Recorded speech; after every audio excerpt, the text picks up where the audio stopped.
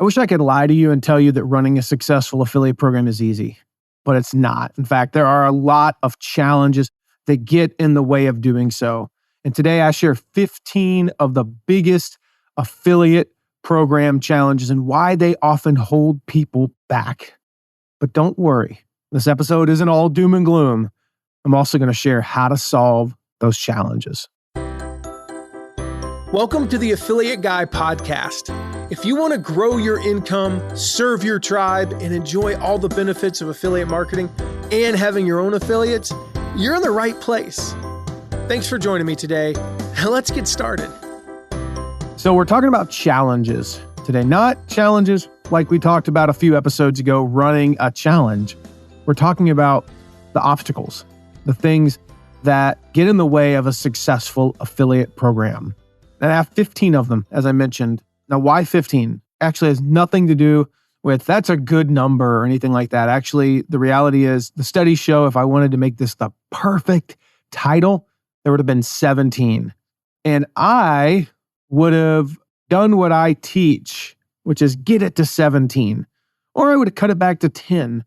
But when I thought about what have been the biggest obstacles, and I've been in this for 18 years, it'd be kind of fun if I did this last year, 17 and 17. Well, that would have been a good thing. But like when I made the list, there were 15. That's what we ended up with. There were 15. There wasn't a 16th. And there wasn't one where I was like, I could kind of cut that out. And so I want to start at the very beginning. As we go through this, we're going to kind of go in phases as it worked out. And I think there's roughly 5. I run through the list here. There's roughly 5 in each phase. We're going to start at the very, very beginning before you even bring on affiliates. What are the challenges that even get you to that point? And the first challenge is finding the right technology. The right technology that has the right kind of tracking. That's number one. If it doesn't track, if affiliate sales don't track, if it doesn't track from the contact record, from the clicks through the contact record, 97, 98% of affiliate sales are being attributed correctly, well, then that's a big problem. So we got to find the right tracking. There's tons of stuff out there. I'll share ultimately what my recommendation is here in a moment. But you also need good reporting. What do you need in terms of reporting? You need daily numbers. You need to be able to run a report that says, show me what's happening for this time period. You need your conversion stats. You need to be able to see, at least see or create leaderboards. You need to know who your inactives are. Even if it's a little hard to get and requires a little digging, it must be accessible. Those are the big things you need to know. You need to know who's moving, who's growing month over month, who's going stagnant, who's falling off, who was doing $2,000 a month on average in 2022, and now they're doing $1,000 a month in 2023. So we can reach out to them. Reporting is not just about having cool stats or being able to put together really cool pie charts or graphs. It's about the actions that you take as a result of that reporting. So my recommendation is go with whatever you have if it's an integrated solution. Number one thing you said is tracking. So you need cookies, you need contact record, and then look at reporting. I can't make a recommendation for any individual or for a blanket statement until I know their individual needs and I know their individual situation. If you've got a shopping cart set up on Shopify, I'm going to have a few different recommendations. If you have a retail product, I'm going to have different recommendations. If you've got lead magnets into sales, into a webinar, into a video series, I'm going to have different recommendations. Odds are your current integrated solution, i.e. if you're on ClickFunnels, if your opt-in pages, your webinar pages, and your sales pages, and your order forms are on ClickFunnels, ClickFunnels is the best affiliate tracking for you. Do I love it? No, I don't. Do I have major issues with it? Yes, I do. But that's the best one if that's what you're using. If you're on Infusionsoft and all that stuff's through Infusionsoft, then Infusionsoft is your best option. So it just really depends. There's so many recommendations. So that's the number one challenge, is finding the right technology. And if you're like, I really don't know, man, like here's my situation, what should I set up? Text me at 260-217-4619. I'll make the best recommendation I can based on your situation. The second big challenge is website problems. If you've got problems with loading speed and image and video quality, like how to navigate your website, is it easy? The responsiveness, does it work on mobile? I mean, we found an issue on my website the other day, pretty important page. And so I switched to an iPhone 14 and I'm like, oh my gosh, this button goes off the side of the page. Not a huge deal, but it cuts off like the last 2 letters of the text. That was not the case on the iPhone 12. So as far as I know, it wasn't the case on the iPhone 13. I don't know. We didn't test it on that. It was not the case on the 11. It was not the case in all the mobile testing that we did. But for whatever reason, when I switched phones, this thing was cutting off. And so we had to address that. That's a problem. We figured it out. It was super easy. Well, is that an issue? You need to address those things before you have affiliates. Your content quality, your sales page, your payment options. Like, do you have the right payment options? If the majority of your audience uses PayPal, especially with lower ticket items, for instance, we don't offer PayPal in our high ticket stuff. Nobody ever used it. We had it for years. Not one person ever used it. But on our low ticket stuff, like $17 to $500, tons of people use PayPal. 30 to 40% of the people use PayPal. So make sure you have the right payment options. Traffic leaks. If you have a giant phone number on the top of your page that doesn't provide any tracking and somebody calls in, if you're not using the right tracking that tracks contact record and stuff like that, the affiliate's not going to get credit.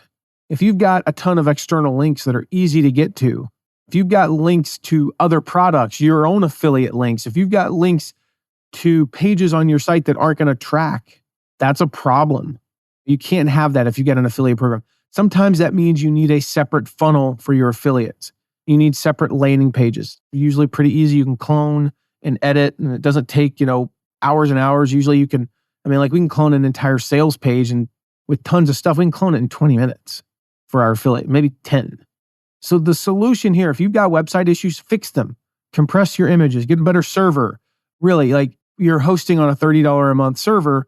If you upgrade to, we recommend Agathon, that's who we use. If you want, mattmcwilliams.com/Agathon, right? It's like 100, I don't know, we pay like $100 a month. We've got a few other things that we pay for, but the hosting itself is like $100 a month. $70. If I make one additional sale of a $500 product and pay the $200 commission, I'm $230 in the black on that one. So get a better server. Test on all browsers, test on mobile, right? Hire a copywriter, add payment options. We just added PayPal again to a few things that we'd missed over the years. Close those leaks. That's how you fix your website. Okay, the third thing is conversion issues. Now, this sort of ties in what we talked about, but this isn't like errors. Sometimes even though your website looks great, it works great, the button doesn't just go off randomly off the side of the screen on an iPhone 14, it fails to convert visitors into buyers. Maybe certain payment options don't work. We found out years ago we had a page, and for some reason, unbeknownst to anybody, we never figured out why. We just ended up deleting the page and recreating it from scratch. International orders would not go through. Crazy. So what are the reasons why your website's not converting? How do we optimize the sales page? How do we optimize the landing page, the follow-up? How do you optimize your follow-up so that if somebody sends 100 visitors, an affiliate sends 100 visitors, yeah, you might sell one person through your own efforts, and they might sell one person through theirs. But how do you convert an extra person? How do you get that conversion up to one additional person out of 100, even if they don't close them?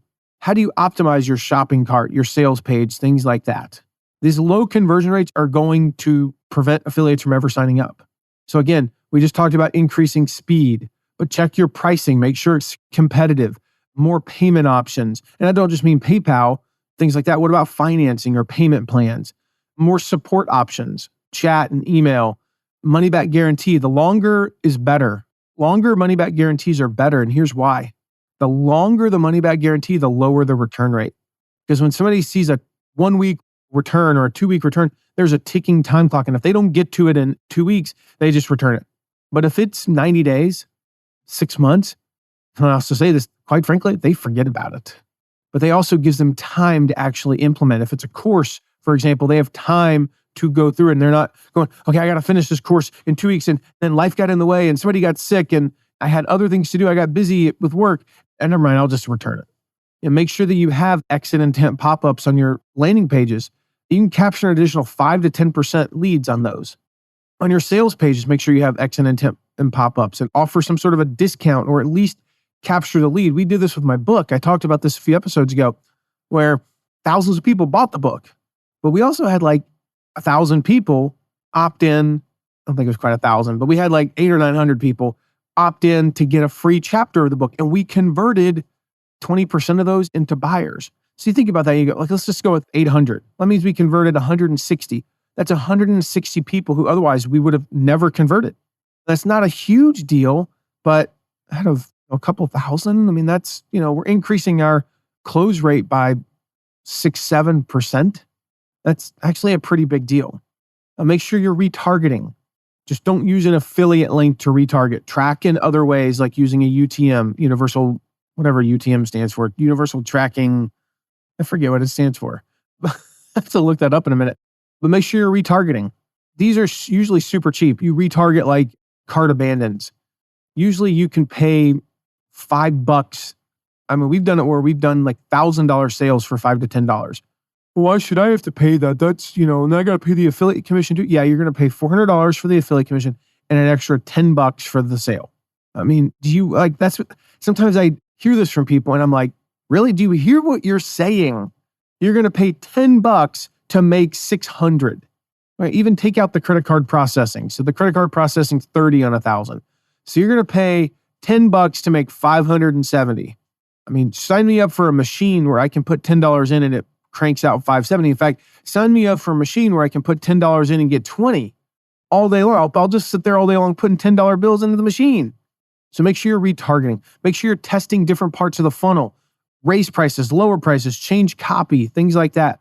Offer bundles. This can significantly increase your AOS, which is your average order size. Just do the math. A 10% conversion with a $50 AOS, that's $5 right there. That's better than a 15% conversion with a $30 AOS, which would be $450. So yes, your conversions could be an issue, but your AOS matters too. Again, if I've got an affiliate program and my conversions are 10% and yours are only 8%, but your AOS is significant, is enough higher to make up the difference, well, the affiliate's going to make more money promoting you than me. So speaking of money and making more money, next challenge is determining the right commission, or another way, we kind of went back and forth on this one, uncompetitive commissions. Now, I've got a video that I'm going to link to in the show notes on how to decide your commission structure. And that's linked in the show notes. It goes through in detail. It's about a 10, 12-minute video that goes through in detail. But the gist is this. Number one, you start with your price. So let's just say $500.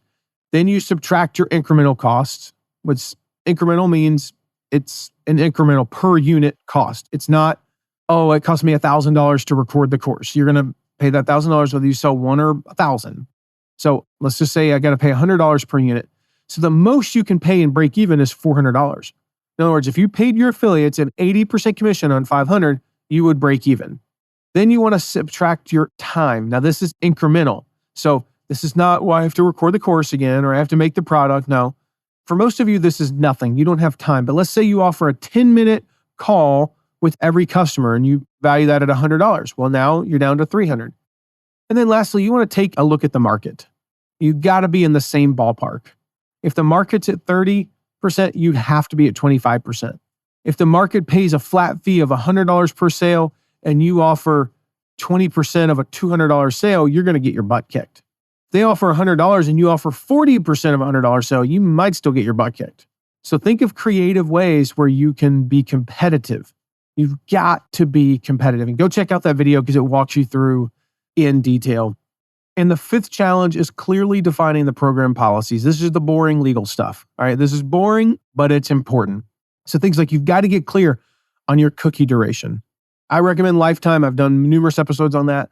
But be clear on the exact length and be ready to explain the why. If you don't offer a lifetime commission, why? Why don't you?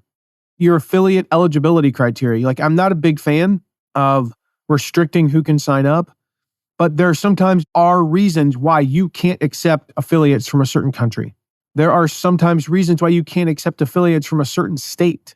So you need to define the eligibility criteria that affiliates must meet to join the program.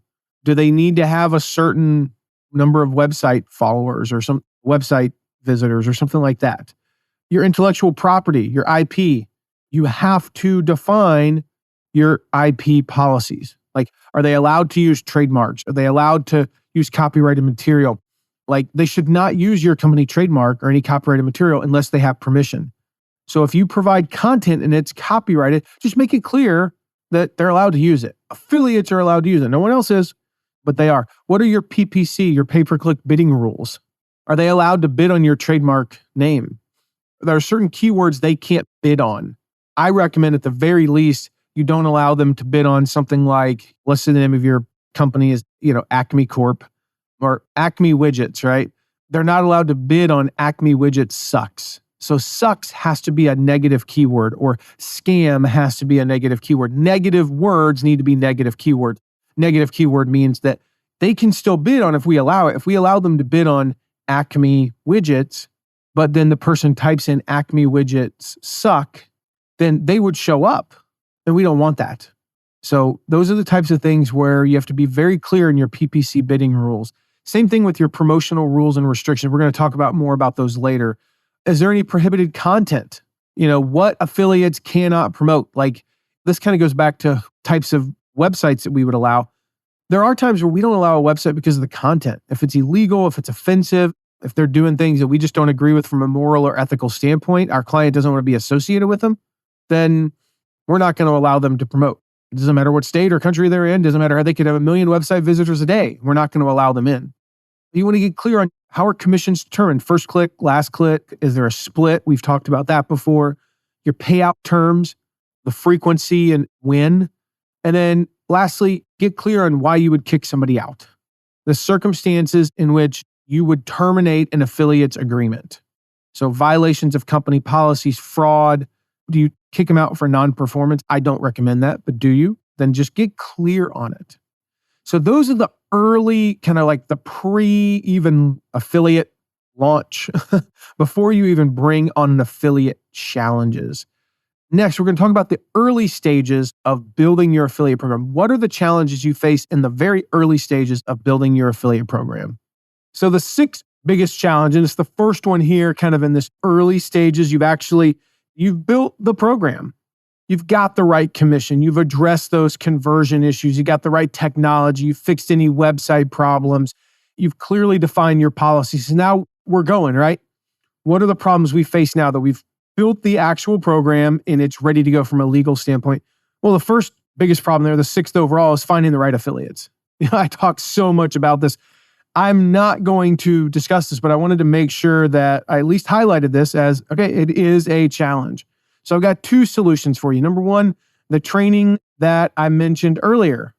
We've got the training coming up, how I built $1 million a month affiliate program in only 2 years without any connections or credentials. So this applies like, okay, you can have a program that's just starting out and you don't have to have connections. If you've got 30 friends who all have big lists and they can promote you, you don't need any of what I'm talking about now. You can go do a $20 million launch, no problem. I've already got 200,000 people on my list. So you can go do a big launch. You don't need any of that. But if that's not you, which is 99.9% of the world, come to the training. So we'll link to that in the show notes. It's mattmcwilliams.com/million a month. We will link to that in the show notes. The second thing is go grab my free report about how to find your first 100 affiliates. mattmcwilliams.com/first 100, FIRST 100, and it will walk you through. We've even got some email templates in there that you can use. This is a big challenge. Finding the right affiliates. Finding any affiliates, not so hard. Finding the right affiliates, pretty big challenge. Which then leads to the next challenge. This is what the last episode was all about. I talked about how to turn inactive affiliates into your best partners. The 7th challenge is affiliate activation. So if you haven't listened to that episode, go back and listen to it. I walk you through. And in that, I talk about our affiliate activation email templates, which you can grab at mattmcwilliams.com/activate. That'll address that. All right. So finding the right affiliates and activating them. Now we'll go into depth on some of these here. Number 8 is affiliate retention. How do we keep affiliates? The reality is we work so hard to recruit them and then we activate them. How do we keep them? How do we keep them? Well, in the last episode, I sort of touched on a little bit because I talked about in the activation side, I talked about what are some of the reasons why affiliates aren't active? Maybe because of a competitor or because of they're not getting what they need. We'll talk about that in a little bit here. and they're not getting the resources they need. That's the same reason why they leave. Sometimes, as I talked about in the last episode, you've got an inactive affiliate. They signed up and they never become active. Here we are 3 months later, they still haven't done anything. That's like your inactive inactives, right? They've never been active and they're still not active. Then you've got just your regular inactives, which are maybe they were active 90 days ago and then they haven't done anything. So how do we keep them active? How do we just keep them, period? Well, the next two challenges are going to cover a lot of that, but I'm going to give you the big one: relationships, relationship building, developing and nurturing and growing and just really making it a priority to build and nurture those relationships with your affiliates. That's how you keep them. Yeah, I remember years ago when I worked in the insurance industry, we sold insurance leads to agents. This is like 2007, 2008. We had about 15 of our top agents come into Nashville, and we wined and dined them. And we brought them in because we were redesigning our system and we wanted to know what they wanted. So it was like a mastermind. They were sharing ideas, what works. We kind of divided the day up so we would know how they're operating and they could mastermind for an hour or so. And then we wanted to quiz them, like, what do you need? How do you want this system to work? What are all the features you want? The bells and whistles, all that. Then we go have fun with them at night. And I remember on the second day, we're sitting with this good old boy from Texas. Literally, wore a cowboy hat and I forget what that thing's called, but it's like the necktie with the strings hanging down. It's got like the gem at the top. And that word's going to come to me at the most random time later today. I'm going to be like talking to somebody. I'm going to shout out what it is. And so anyway, he's sitting there and he's like, his guy's raved about us for 2 days. He's referred probably 6 or 7 clients to us. This guy loves us. He is a raving fan. And he's talked nothing but good for the last 12 hours, been the life of the party, all that. And he goes, now that I come to think of it, y'all's leads ain't been working out too well the last few months. And I'm like, we're kind of like, what? You've been raving about us, referring people to us? And he's like, yeah. He's like, now that I look at the numbers, I ain't been closing no leads. He's like, the quality just has been going down. And we're like, well, that's not good. And he's like saying it in front of all these other top agents. But why was he still with us? He'd been with us for 2 years. He's still referring people to us. He's raved about us for 12 hours. And yet over the last couple of months, things have slipped. Why is he still with us? Why is he raving about us? Why all those things? Because we had a great relationship with him. We'd nurtured that relationship. And that's the power of relationship. Even if somebody comes along and offers a little bit better commission, offers a little bit better of something, if you've got a great relationship, you're going to win. All things being equal, Jeffrey Gitomer says, one of my favorite quotes of all time, all things being equal, people want to do business with their friends. All things not being equal, people still want to do business with their friends. So make friends and you will keep more affiliates. Now, you'll also keep more affiliates by following what we talk about in challenges number 9 and 10 here. Challenge number 9 is affiliate communication. There is a balance between not enough and too much. We really got to be careful because you can't communicate with them too much. You're going to drive them nuts, but you can't go weeks at a time and not communicate with your affiliates. That's what we see most of the time. I would say if I were looking at communication problems, 97% of communication problems are not enough. 3% are too much. So I would tell most of you, don't even worry about too much. So what are the musts? What do we have to do in terms of affiliate communication? Well, number 1, you've got to communicate about product or service launch. If you're launching a new product or service, you got to tell them about it. You got to tell them about updates, increases in commissions, or we've added this new product. We've discontinued this product or service. That's a big one. We've ran out of this product or service. There's a stock issue. We've had supply chain issues for the last few years. So if that's affecting things, let your affiliates know. Let them know about discounts. Let them know about big promotions, coupons, anything like shipping deadlines. If you're in retail, they need to know what's that day that's the last day, usually around December 18th, 19th, 20th, where you can guarantee shipping in the United States without paying extra money in the lower 48 states. They need to know about that. They need to know about price changes. Now, if it's a price that fluctuates frequently based on supply and demand, eggs, it's a weird thing for an affiliate, but if it's a frequent price adjustment, you don't need to communicate those unless it's fairly significant. But if it's a product that's been $99 for 4 years and you raise it to $149, you probably should let your affiliates know about that. Commission changes. If you add payment options, we did this recently. We changed our payment plan on a product from 3 times, let me do the math. I think it was 3 times $197 to 4 times $147. We lowered the payment amount ever so slightly, but it was over 4 payments. Or no, we went the reverse. Sorry, we went from 4 to 3. Well, we made sure to communicate that to our affiliates. But you also need to communicate strategies. What's working for affiliates? What should they be doing on social media or email? Again, what's working? What are some tips you can give them? What are some trends? Give them some training. Do periodic trainings. We do, with Evergreen programs, we like to do at least a training every 4 to 6 months. Maybe you want to do quarterly or monthly, something like that. If you want to see a sample training, by the way, if you go to mattmcwilliams.com/sample training, we've got exactly what it says, a sample training. We give you about a 2-hour training we did for a client, for their affiliates. And then you also will get a couple of the sample worksheets that we use and 3 different versions of the slides. So we've got like a Keynote, a PowerPoint, maybe a Google Sheets or a PDF or something like that. So we've got all that there, totally free. So you can do your own training with your affiliates. You don't have to worry about how to reinvent the wheel. Just follow what we do, and you can use that as a starting point. So mattmcwilliams.com/sample training. So those are the types of things that you have to communicate. There's plenty more, but this is a big challenge. If you get these right, if you simply communicate, again, new products, updates, program updates, stock issues, discontinued things, discounts, promotions, prices, commissions, payment options, things like that, the strategies, the tips, what's working, any trends, and you train your affiliates at least once a month. You send them some sort of something that trains them, that gives them an idea or strategy. You are communicating well.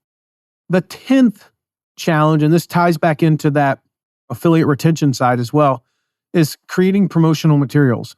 It's hard. It is hard to create promotional materials. Whether we're talking, they need banner ads. Banner ads are still relevant.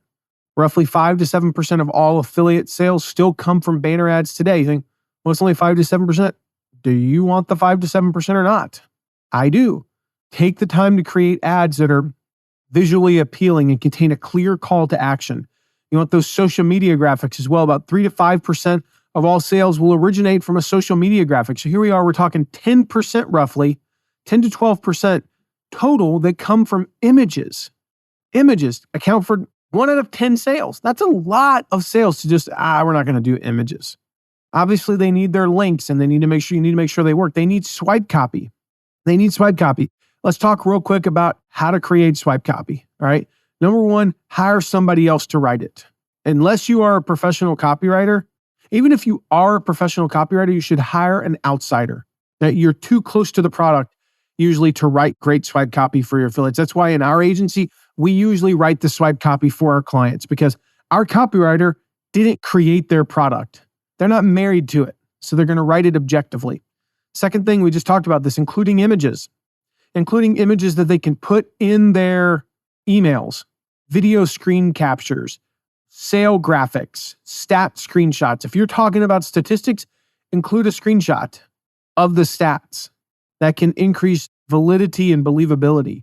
Countdown timers. We use MotionMail to create countdown timers. Make sure that you give them the code so they can use that in their emails. The third thing is you got to write different versions for different audiences. When we ran Jeff Goins' book launch, The Art of Work, this was the first big book launch that I'd worked on. We identified 4 core audiences. We had entrepreneurs, dreamers, faith-based, and stay-at-home moms, stay-at-home parents. I think we primarily went with stay-at-home moms on that one just because that was what 99.9% of them were. So we wrote specific swipe copy for each of those core audiences. So we had affiliates. They had an entrepreneurial audience. They would grab the entrepreneurs. They didn't even look at the other ones. They had a faith-based audience. They'd grab that and so on and so forth. Fourth, write different lengths of swipe copy. All right. Different lengths of swipe copy. You don't necessarily need different links for everything. Like the final email where it's like the cart's closing now, the deadline's approaching. You don't necessarily need a different link for that. But your main content where you're introducing something, you definitely want different links. And then fifth, make sure that you make it clear that Swipe Copy is a guide only. I have a post, mattmcwilliams.com/swipe tips. And I'm going to link to that in the show notes. You can share with your audience. All right. Shows them the best practices for using Swipe Copy. So share that with your affiliates. Tell them to make their emails personal and specific for their audience. Use the Swipe Copy as a guide only. Now, a bonus tip on social media, don't forget about social media swipe. Roughly 10 to 15% of all opt-ins come from social media. So it's a big deal. So you need at least Facebook, Instagram, and Twitter. And then you need images size for those platforms like we talked about earlier. This is often an overlooked piece of content with affiliate programs is a social media swipe copy. Again, visually appealing, clear call to action, optimized for each social platform. Getting back to, we talked a lot about swipe copy there, but as far as other things that you need in terms of these resources for affiliates, these assets, as we said, like creating those promotional materials, you need coupons, you need discounts. Most of the time, not always. These are special offers that affiliates can promote to their audience to just encourage them to get across the finish line and make a purchase. And then lastly, videos. This is so important now.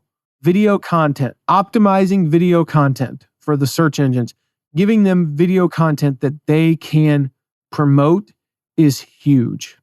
So those are those middle 5 challenges. Again, the early stages. Now, let's talk about the later stages, right? You're usually not going to deal with these in the first few months, maybe even the first year, or they're not worth the time because you're focused on all these other things. Like you're trying to figure out the technology and get the legal stuff right and get the commissions right, get your website right. You're trying to find affiliates and get them active and get them to stay on board and then communicate to them and create those promotional materials. You don't need to worry about any of these things in the early stages. But as you progress, these are some of those later issues that you're going to deal with. All right, the number 11 challenge here, and it's kind of that first that you'll encounter in the later stages, is just adapting to changes in technology. Going back to our very first challenge, which was the technology stuff, now we're going to adapt to the changing technology. You've got to adapt to stay relevant. I'll talk more about innovation as a challenge at the very end.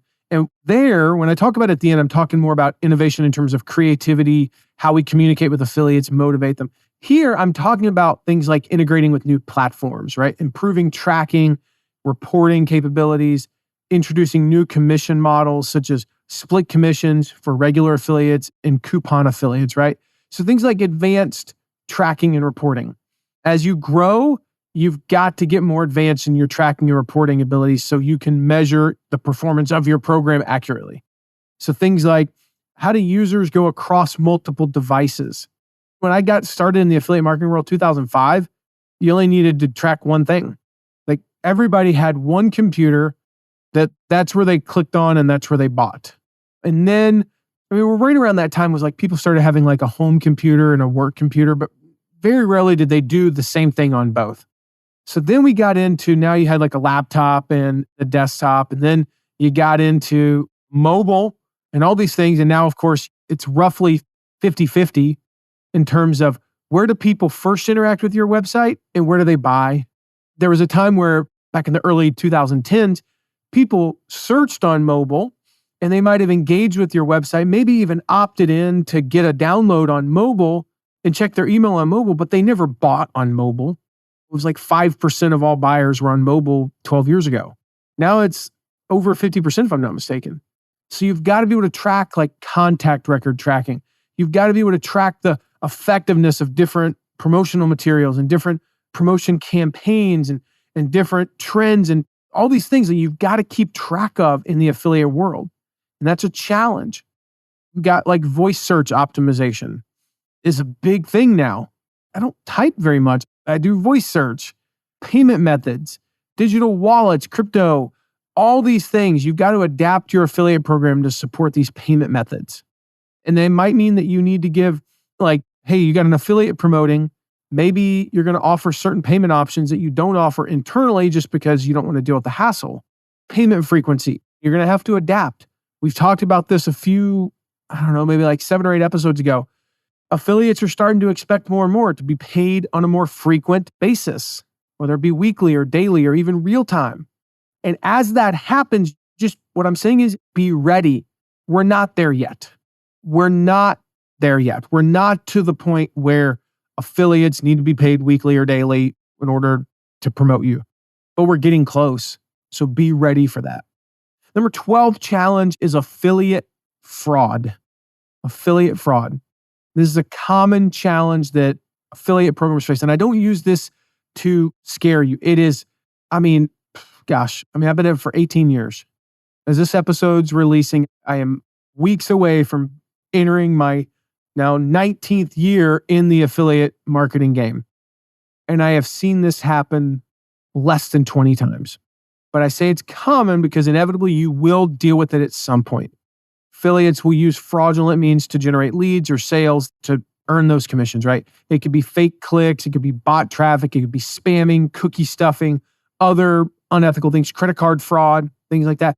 And we talked about this not too long ago. We talked about the dark side of affiliate marketing. This is a challenge. And the biggest thing is, how do you catch it? We talked about how to catch affiliate fraud and how to make sure that you're staying on top of your affiliates, because it's important. So you need to be looking for those fraudulent activities. I'm not going to go into all the detail on that, but I talked about that when I talked about affiliate fraud. I talked about this. But the big thing here is that you have a mechanism in place to at least spend 15 minutes once a week. If you work 40 hours, that is 1/160th of your week.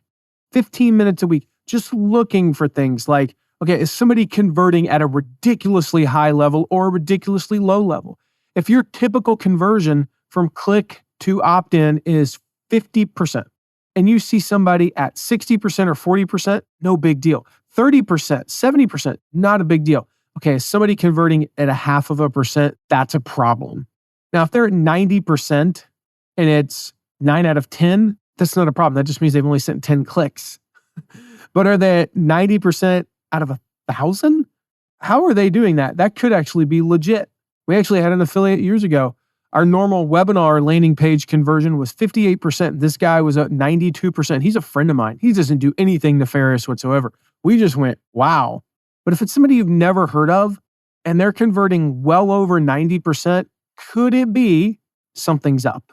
You use that as a trigger to dig in. Are they incentivizing them in an unethical way? That's the big thing. So are they doing anything unethical? You need ways to catch that. Is their conversion from lead to sale just astronomically high? If your normal lead to sale conversion rate is, say, 5%, and you have somebody converting at 82% after enough leads, that's a problem. Or somebody at 0%. They've sent 812 leads. You normally convert at 5%. If somebody's at 3%, even 2%, I don't worry about that. I don't think they sent crappy traffic. But if they're at 0, they sent crappy traffic. We need to make sure we're not paying them on any leads if we were paying them on leads. Those are the type of things you want to be looking for. The third thing, third challenge later on, 13th overall here, is brand reputation. You have to be 100% sure that your affiliate program is aligned with your brand's values and messaging. And so as an affiliate manager, this is something we have to watch out for with our clients, because we don't work with the company. We work with them, but we don't work for them. So we have to make sure we know what's in line with their values and their messaging. So we have to monitor those affiliates. We want to make sure that they're complying with those things, with the brand guidelines. So what is acceptable and what is not? Like, how are they allowed to use your company's name in affiliate materials? Are they allowed to create their own graphics to just say your company's name, or do they have to use the mark, right? Your logo. Well, Walmart requires you, if you're going to create an image, it has to have the Walmart logo, not just say Walmart in text. That's fine. That's their right. Things like that. How are they allowed to use your company's name? Do they always have to put the little R, register trademark after it, for example? That's fine. You're allowed to do that as an affiliate program. Are they allowed to bid on trademark terms? Are they allowed to use your name and bid on searches and show up in search results for your company's name? If they're not allowed to do that, then let them know. The places where affiliates can find the materials, like banners and ads and swipe copy, you need to make sure that you're telling them, this is where you can find those things, and do not use anything that's not these things. If they can create their own, make sure you give them tips on how to create and optimize their own creative materials to fit your brand's image. Here are our colors. Here are our fonts. Do not create anything that doesn't have these things. Make sure you have a clear process for approving affiliate content if you need one. All right. Sometimes you don't really need to approve affiliate content, but if you do, make sure you have that. How do you police your affiliates for any of your brand policies? Like, what are they allowed to say on social media? Are they allowed to tag you or the client on social media or not? Some affiliate programs don't want them to do that. Okay, that's fine. There's nothing wrong with that. How should affiliates create and use affiliate links in their content? Like, just again, be clear about that. We talked about this earlier. What are the prohibited activities? No hate speech, no nudity, whatever it may be. Again, things that you don't want to be aligned with in your brand, don't allow your affiliates to get out of alignment with your brand's values and messaging. Now, the 14th one's boring, but it's important. Compliance and regulatory issues, right? Affiliate marketing is subject to all kinds of laws, US federal, European Union, different states. And if you don't comply with those regulations, you can get fined and even some worse things can happen. You can face legal nightmares. So you need to stay informed about the latest developments in these issues, right? So you avoid these legal problems. I don't say this to scare you. Maybe a little bit. I do say it to scare you a little bit. This isn't like, don't start an affiliate program because there's going to be legal stuff. Well, that'd be like, don't start a business because there's going to be legal stuff. Don't buy a house because there's going to be taxes. Like, that's ridiculous, right? Like, don't do anything. Don't make any money because you'll have to pay income tax or pay sales tax when you buy anything. No, those are just a part of the thing. Again, just make sure you know what the laws are. The best way to do that, follow websites like mine, dynamicwilliams.com, sign up. I'll let you know when things change. When there's regulatory things, I will let you know. And follow other blogs out there that will let you know about those types of things, laws and other regulatory issues changing. And then our 15th challenge is just innovation, constant innovation. Newsflash, your competitors are watching you. They are listening to you. Imitation, they say, is the sincerest form of flattery, but not when it's your competitors who are completely ripping off your ideas. They're watching what you do. They are copying it. And then sometimes they're going to execute it better. So watch them too. All right. Watch them too. Copy and model. Sign up for other affiliate programs in your niche, your direct competitors. Watch them and steal ideas from them. Watch them and say, what are they doing wrong? And how can we zig when they're zagging? Watch programs outside of your niche. Again, copy and model. I mentioned this a few episodes ago, but we call it the fake book check. I was signed up for an affiliate program and they sent an email that said, hey, we'd like to give you some money to run Facebook ads. Just let us know if you want to. And I went, what if we did the same thing, but instead of sending an email, we sent it physical mail and made it look like a check that they were getting in the mail. So we call it the fake book check because they get the check and then they open it up and it's just us saying, do you want $1,000 to run Facebook ads? Email us. And so we get people emailing us. That was a little bit of an innovation, right? Innovate. Just try new things. Try new things. Like, I'll give you two examples. The live leaderboard. Nowadays, live leaderboards are common in affiliate programs. 8-9 years ago, they weren't. 2015, I was annoyed that every time I was an affiliate, sometimes I wouldn't get a leaderboard update for a day or two. Where do I stand? I did this new thing. Did I move up? Did I move down? Am I in the lead? I don't know. And I was really annoyed. And so I said to one of our clients, Ray Edwards, I said, I'm going to create a live leaderboard inside the affiliate portal. This leaderboard, we're going to update it every hour. And we paid a VA to update it every hour. It took 5 minutes and they updated this leaderboard. We had Google Analytics installed and we tracked it. And at the end of the launch, we had like 150 affiliates and the homepage of the affiliate portal had like 1,500 hits. This live leaderboard page had something like 10,000 hits. The average affiliate hit it like 23 times, or I don't know the math, whatever the math is on that. It was an insane number of times. And it was probably more like 100 affiliates hitting it 100 times. Some of them probably only hit it like once or twice. They were refreshing it. Another one, we call them hot leads. Talked about this. We did our recap of Ryan Levesque's launch last year. Providing those hot leads, identifying who are those people who are most likely to buy. And then an affiliate might send 1,000 leads, but here's the 25 that haven't bought yet that are the hottest. Go target these. don't just email them. No, get on the phone with them, close them, record what works, record what doesn't work. Like watch these other programs. And if they keep going back to the same well, it means it's working. If they try something once and they never do it again, it means it's not. Create SOPs, standard operating procedures for everything that does work and keep doing it. And then continue to innovate. Make it a goal. Try at least one new thing every 2 months. Make it a practice. We haven't done anything new in a while. Let's try something new and just see if it works. So innovation is an ongoing challenge that you have to keep addressing. So there you have it, the 15 biggest challenges that are facing affiliate programs and how to solve them. Again, make sure you sign up for that free training we have coming up, How I Built $1 Million a Month Affiliate Program in only 2 years without any connections or credentials. I didn't have a network and all that stuff. mattmcwilliams.com/million a month. Get signed up for that training and let me know what your biggest takeaway was. Shoot me a text at 260-217-4619. If you ever have any questions, that's a great place to reach me as well. 260-217-4619. Share your biggest takeaway with me. We got links in the show notes to that video on how to determine the right affiliate commission, your first 100 affiliates report, the sample affiliate training, the training I just talked about that we're doing, the $1 Million a Month affiliate program, the affiliate activation email templates. All those links are in the show notes. Last thing, make sure you hit subscribe so you don't miss the next episode. Got a good one. We're going to go back to the affiliate marketing side. How to double your affiliate commissions in 30 days or less. I'll see you then. Thank you so much for listening today. Remember to check out all of our deep dives into affiliate marketing at theaffiliateguy.tv.